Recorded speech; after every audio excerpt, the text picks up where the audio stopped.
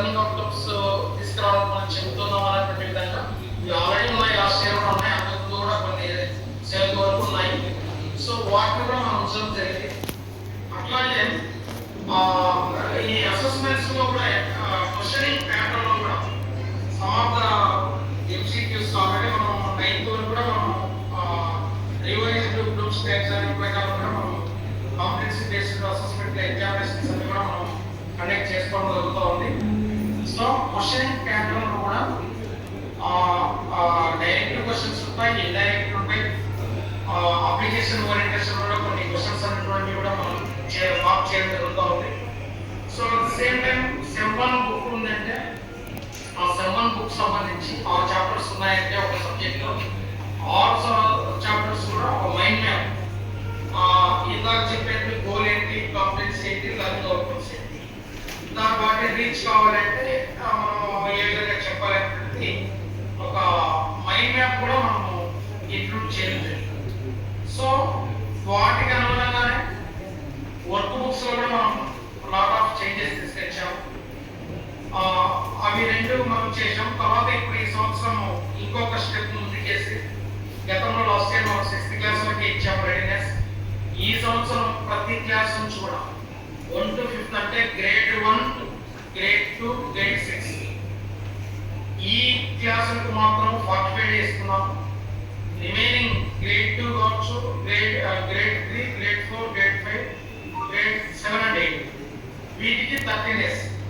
అంటే ఈరోజు student 2nd క్లాస్కి వచ్చాడు అంటే ఎస్ అతను ఎల్కేజీ నుంచి PP1, PP2 గ్రేడ్ 1లో ఏం చదివాడు అది ఒకసారి మనం రీక్యాప్ చేసుకునేసి వేర్ ద స్టూడెంట్ ఈజ్ అనేటువంటిది తెలుసుకొని తర్వాత మనం ఎక్కడి నుంచి మొదలు పెట్టాలి. క్లాస్ రూమ్లో 3 types ఆఫ్ స్టూడెంట్స్ ఉన్నారు, beginner, proficient, advanced 3 types of students ఉన్నారు. లేదు stream, mountain, scale, 3 types of students 1 to 5th లో ఉన్నారు. మరి ఆ స్ట్రాటజీ ఏ విధంగా చెప్పాలి అనే దానికి అది చాలా యూస్ఫుల్ అవుతుంది. సో ఆ విధంగా మనము ఇప్పుడు రాబోయే ఇయర్లో అంతా మార్పు చేశాం. 9th సంబంధించి బ్రిడ్జ్ కోర్స్ కూడా సేమ్ రేపటి నుంచి మీకు బ్రిడ్జ్ కోర్స్ స్టార్ట్ అవుతుంది. ఈ 2025-26 అకాడమిక్ ఇయర్ స్టూడెంట్స్ సంబంధించి, ఎందుకంటే ఎగ్జామినేషన్స్ టుడే ఇస్ లాస్ట్ అయిపోయింది, రేపటి నుంచి మనం ఇవ్వాల్సి ఉంటుంది.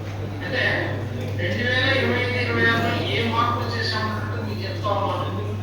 So at the same time 10th class కూడా మరి 1వ తరగతి నుంచి మనం స్టూడెంట్కి అన్ని విధాలా ప్రోత్సహిస్తూ మోటివేషన్ చేస్తూ స్కూల్ పంపిస్తూ మరి 10th ఇయర్లో మనం దాన్ని ఫైనల్ ఎగ్జామినేషన్స్ రాసుకుని వస్తాం.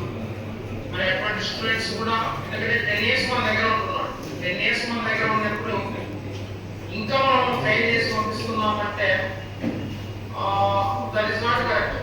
సంథింగ్ ఎక్కడ ఉండొచ్చు, మరి ఎక్స్పీరియన్స్ లెవెల్ గ్యాప్స్ ఉండొచ్చు, అక్కడ ఆ పరిస్థితుల్లో ఉండొచ్చు. దాని గురించి మనం కామెంట్ కాదు. కాబట్టి అల్టిమేట్గా ప్రతి ఒక్క స్టూడెంట్ అనేటువంటి వ్యక్తి పాస్ కావాలి. ఎందుకంటే డ్యూరేషన్ 10 years మనం సైకాలజీ మెథడాలజీ చూస్తూ ఉంటాం. ఒక 6 months 7 months like some animals కూడా ఏ విధంగా చెప్పగలిగితే ఆ విధంగా ఆడే పరిస్థితి ఉంటుంది. కానీ తన పనులు తాను చేసుకునే విద్యార్థి 10 years మన దగ్గర ఉండి ఇంకా కొంతమంది ఫెయిల్ అయిపోతున్నారు. సో అటువంటిది గ్యాప్ ఉండకూడదు. అటువంటిది ఎక్కడ ప్రాబ్లం ఉందో మనం స్పెసిఫిక్గా ఐడెంటిఫికేషన్ చేయాలా, దాన్ని కూడా మనం అరెస్ట్ చేసి ప్రతి ఒక్క స్టూడెంట్ను పాస్ చేయించగలగాలి. సో అందుకే మనం ఏం చేసాము,